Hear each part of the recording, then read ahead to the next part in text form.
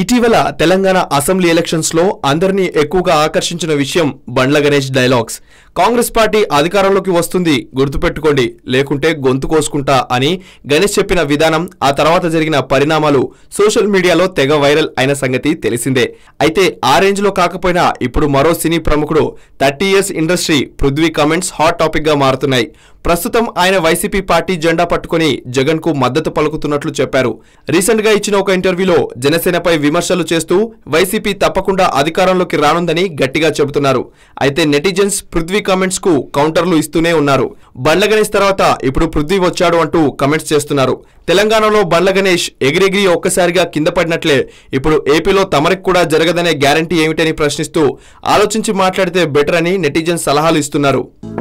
Hello, మిమ్మల్నే yo-yo TV app download చేసుకున్నారా? ఇంకా లేదా? మీ యాప్ స్టోర్ కి వెళ్ళి వెంటనే డౌన్లోడ్ చేసుకోండి.